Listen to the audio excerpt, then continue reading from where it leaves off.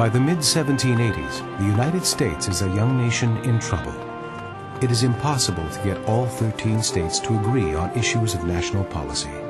Even the Annapolis Convention to modify the Articles of Confederation fails to attract enough delegates. A follow-up meeting has been scheduled, but will that fare any better? There's a kind of very interesting correspondence between Madison and Washington leading up to the convention. Washington was very reluctant to go to Philadelphia. At the same time, he was a great political asset. To have Washington's prestige attached to the convention would be, in itself, quite significant. But on the other hand, if the convention were to be a bust, the way the Annapolis Conference had been, then you would have wasted Washington's presence. Washington would not have been very happy. So Madison has this kind of delicate problem. Monday, May 14, 1787, was the day fixed for the meeting of the deputies in convention for revising the federal system of government. On that day, a small number only had assembled. You would think that people would show up on the first day of a meeting. Well, they didn't. They drifted into town as they got there. There wasn't a full crowd for many, many weeks. So the Virginians are sitting around with nothing to do, so they write the Virginia Plan, and then enough delegates come in finally by the end of May 1787 that they had a quorum. And Washington's immediately elected president, though there's a bit of a boomlet for Benjamin Franklin. But Franklin was infirm and obviously could only have been a ceremonial president. Washington could actually preside.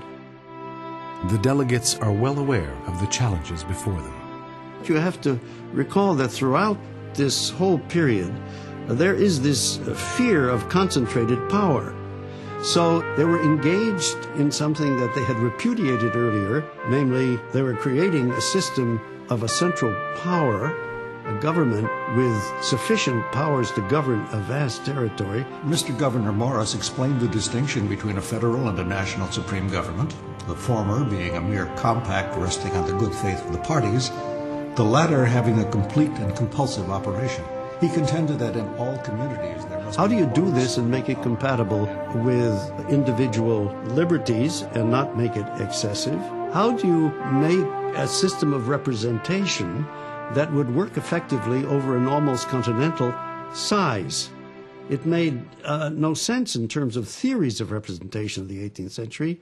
So how do you do this?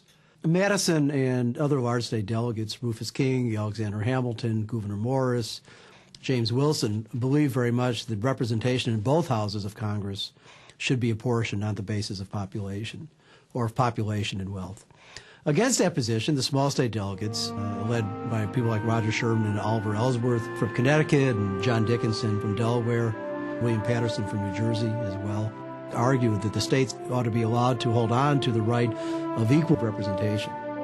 The debate all along throughout the convention of whether or not there would be apportionment in the lower house, but whether apportionment would be extended to the upper house. Government ought to flow from the people at large. If one branch of it should be chosen by the legislatures and the other by the people, the two branches will rest on different foundations and dissensions will naturally arise between them. Mr. Dickinson now moved that the members of the second branch ought to be chosen by the individual legislatures. Mr. Sherman seconded the motion, observing that the particular states would thus become interested in supporting the national government.